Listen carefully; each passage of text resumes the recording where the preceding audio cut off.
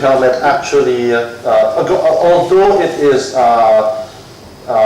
scratch resistant, but of course naturally if you after down the road you're going to get some scratches or you might get some crack, you might need to replace your polycarbonate face shield. So we do sell polycarbonate face shields as well, replacements if need be. Now naturally it's not that easy to replace the polycarbonate face shield and remove it from your helmet. So if need be, if you want us to be able to help you with that, just send over your helmet and we'll do it for you free of charge. Now, if you could look closely at your face shield, polycarbonate face shield, you're going to see notches. So it basically snaps into place on your visor with the holes, right? Of course, naturally, so if you're going to remove it, then you pop it out. Once you get a replacement, you're going to snap it back in. So let me show you how to snap it for your face shield here. So basically, just pull it. That's it. And then you just pull it all the way until the entire face shield is removed from your visor and helmet setup, right? So that's to replace the face shield, right? One of the things I wanted to talk about also is the disinfecting process. Now, there's actually, with our helmet, there's actually two ways to do the disinfecting process. The more common way of doing it is similar to what we do with our hoods, is you basically get a basin, if you have like a detergent like Tide, I'm not selling Tide, but you have Tide, it's up to you. But what I'm on right now is that you have soapy water in a basin, you dip the entire helmet and then leave it there for like 30 minutes, and after that then you rinse it with clean water, a basin with clean water, and then just air dry. So that's one way of doing it, right? The other way of doing it is basically one of the advantages of the helmet is that if you have multiple patients, one after the other, and of course if you go through that process of dipping it in a detergent solution, it takes a bit longer to dry up and all that. Another way is through wipe downs. You could do wipe down process also for your helmet. So because of course one of the things is that this is a plastic material.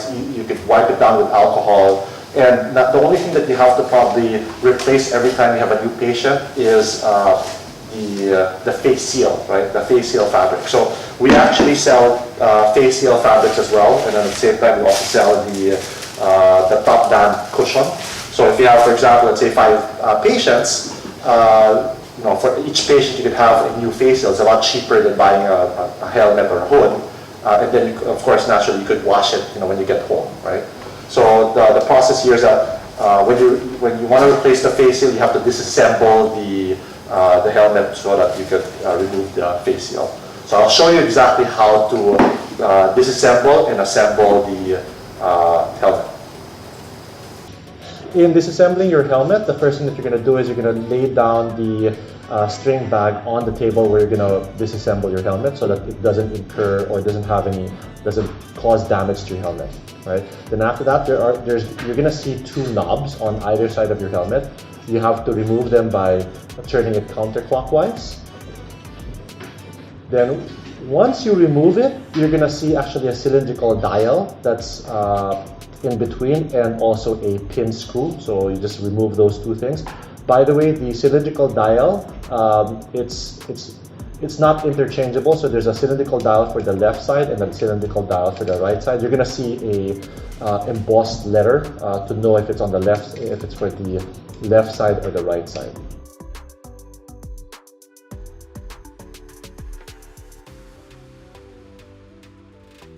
Once you remove the cylindrical dial, the knob, and the pin screw, the next thing you're going to do is remove the face seal on the harness on both sides of the and so that you can completely remove the harness. Of course, there's also the top band cushion you could remove, right? And if you want to remove the harness, the cushion on the harness, you could do so as well for disinfecting purposes. And let's say then the face seal is actually connected to your face shield and your visor via Velcro. So all you have to do is pull it out completely.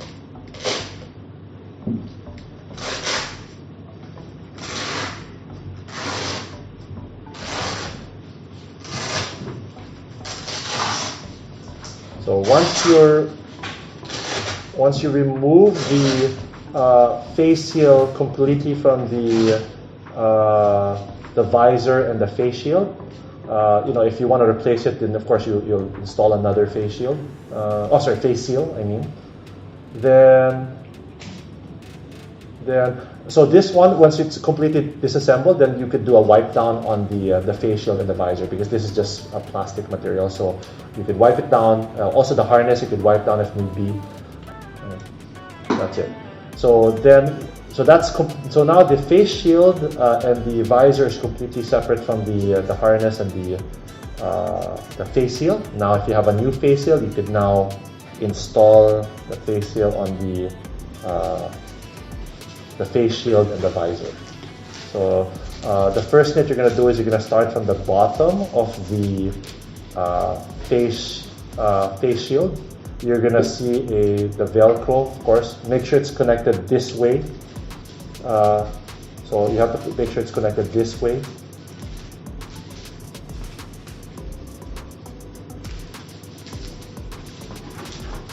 Okay, so you connect it this way, and then just on the Velcro itself, you just have to look for the center point of the middle part of that the face shield, and you start off on that and going into one direction.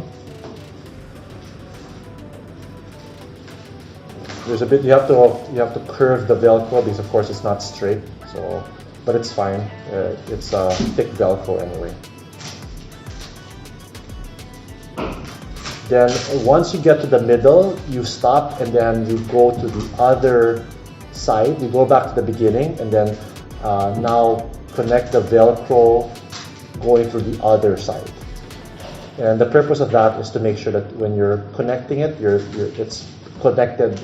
It's connected systematically.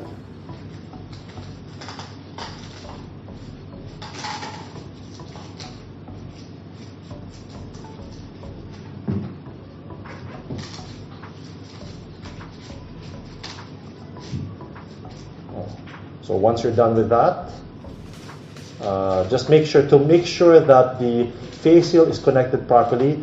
The finger hook is outside.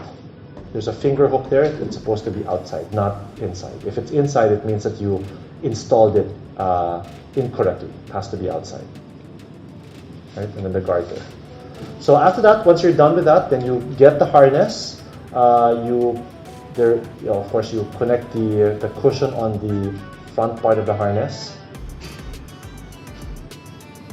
There's a hook, yep, on both sides.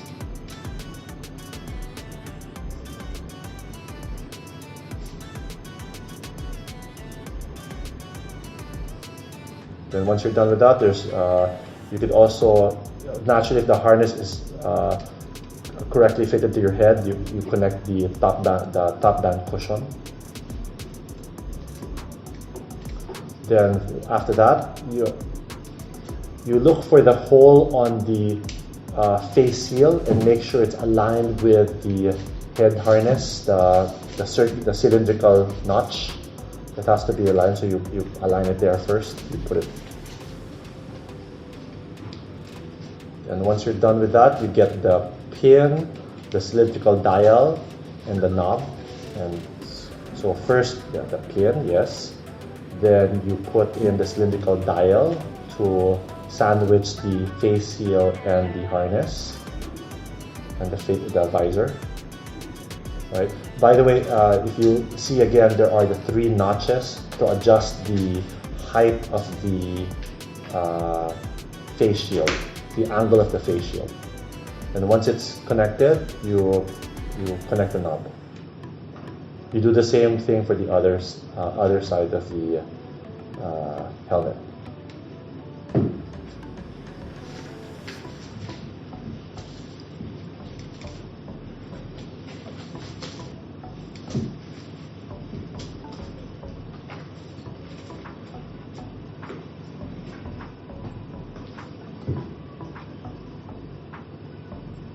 Again, just take note that there are 3 notches that the cylindrical dial can be connected to. If you connect it to the top, it means that the face shield is closest to your head or your face. If you connect it to the bottom hole, it is the face shield's maximum is further away from your face.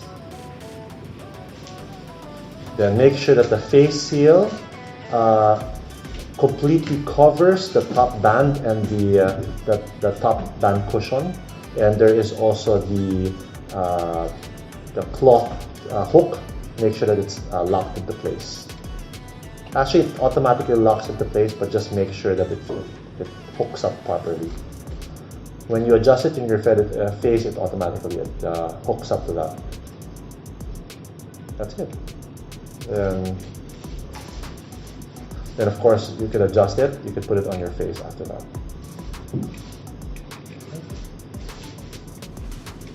That's it. That's how to assemble and disassemble the helmet. And if you have any questions, feel free to visit our website or our Facebook page at Silicon PH, and you can inquire through our customer service team. Thanks for watching our video, and I hope this was very helpful for you.